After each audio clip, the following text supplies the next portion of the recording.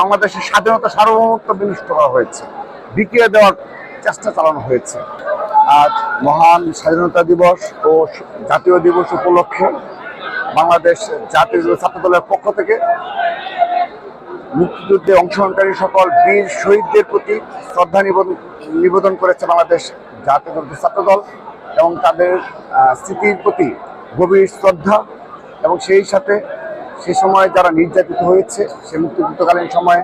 তাদের প্রতি আমরা গভীর সমবেদনা জানাচ্ছি এবং তাদেরকে স্মরণ করছি। আজকের এই দিনে আমরা যুগে যুগে শত বছরে তাদেরকে স্মরণ করব, কারণ তাদের আত্মহত্যের মাধ্যমেই আমরা একটা নতুন বাংলাদেশ পেয়েছিলাম এবং যে বাংলাদেশে নতুনভাবে বাংলাদেশের জনগণ স্বপ্ন বুনেছিল, কিন্তু বারবার বাধাগ্রস্ত হয়েছে, গণতান্ত্রিক অগ্রযাত্রা বাধাগ্রস্ত হয়েছে, বাক স্বাধীনতা বাধাগ্রস্ত হয়েছে, অর্থনৈতিক স্বাবলম্বী হওয়ার পথে বাধাগ্রস্ত করা হয়েছে, বাংলাদেশের স্বাধীনতা সার্বভৌমত্ব বিনষ্ট করা হয়েছে, বিকিয়ে দেওয়ার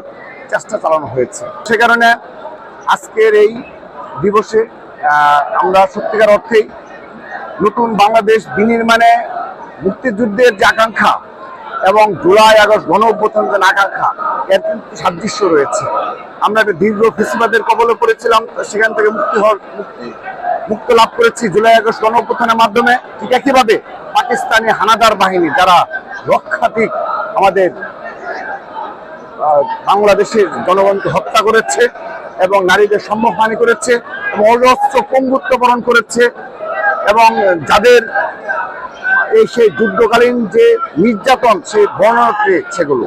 তো তারপরও আমরা এই দুটো সাদৃশ্য রেখে বলতে চাই এই নতুন বাংলাদেশ বিনির্মাণের নতুন সরকার গঠিত হয়েছে। সেই নতুন সরকারের নেতৃত্বে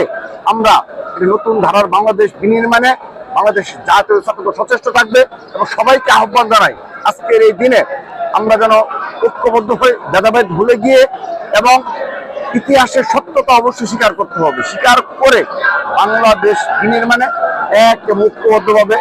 আমরা আগামী বাংলাদেশ বিনির্মাণ করবো সেই পথে